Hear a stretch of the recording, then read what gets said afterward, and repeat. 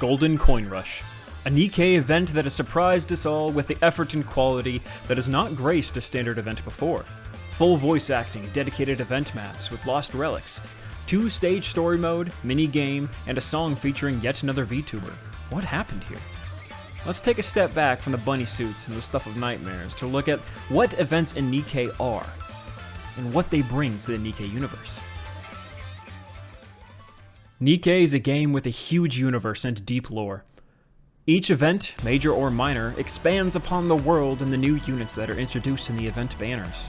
Major events such as Christmas, full and half anniversaries, and both summer events all took things to another level well above minor events. What they have might seem familiar.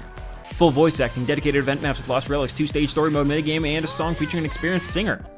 With the exception of Blue Water Island and Miracle Snow, which had no voice acting upon release, Miracle Snow received full voice acting once it had entered the archives, and it is safe to assume Blue Water Island will receive such treatment. Minor events, which help fill the gaps between major events, either help to introduce filler units or give us some insight on specific events or characters related to the main story. Or sometimes just fun and have the best song in the entire game. But Golden Coin Rush does something strange. Something odd and unusual. It breaks the rules that have been there for over a year and a half. Releasing one event after the 1.5 anniversary celebration, it offers the exact same experience as a major event, but with the placement of a minor event. Not just a simple menu screen with a few buttons, but a map and features that rival even that of Overzone or Red Ash. Is it a minor event? Or a major event? Are we to expect another bunny event the same time next year? No matter which it is, something is wrong. It adds nothing to the game. It introduces no new units. It doesn't expand upon the universe. The story is self-contained. The 2 event units are just alts of existing units. The designs aren't true to the original characters. The animations are somewhat janky. The theme song really isn't that impressive. But honestly, that's okay.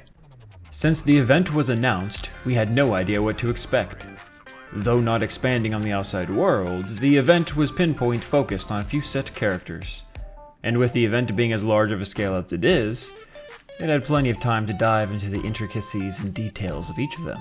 While a few characters had a short time in the spotlight, such as Dola, Yan, Arya, and especially Freema, it was more than enough to expand on the characters and give us better insight into who they really are. Soda's struggles were real and valid. Being a kind pacifist in a world of fierce competition will destroy you. And the commander not magically fixing her fractured mental state really let us follow along with her journey of personal growth. After her confrontation with Milk, she got a strong reality check, and if it were up to her, she would have gladly have given up. But the commander not letting her gave her the chance she needed to grow. The competition was fierce and the journey was tough. Plenty of tears flowed, as they should for one to grow. The ending was hard, but a realistic outcome. No matter how much determination you have or how hard you try, you are not entitled to victory. You don't deserve anything. Bullshit on Mustang's part or not everything will go your way. The voice acting in the event was absolutely needed.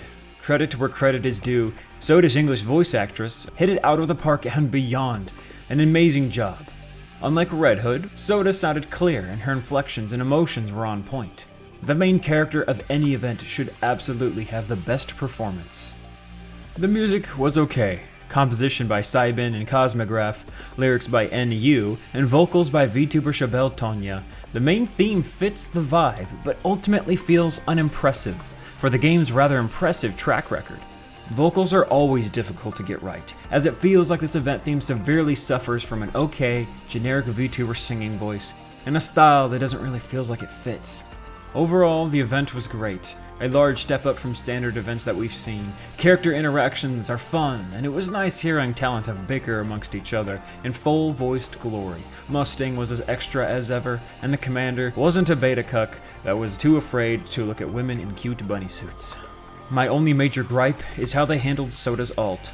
Soda is clumsy and kind-hearted, soft both personally and physically. But the moment she changed into her bunny suit, it did not look like Soda that we know and love. Her face was incredibly different, that it was jarring. Her alt bond story showing that they decided to go the way of the horn, which to me is rather disappointing. With no high-quality promotional video like major events of the past, this event sits in between major and minor, a welcome addition to the game to keep it interesting, but ultimately makes us think about how this will affect Nikke events in the future. If you don't question everything that a live service game gives you, they will start to make decisions that are not in the player's best interests. And while this event doesn't necessarily raise any red flags, it certainly raises a few eyebrows.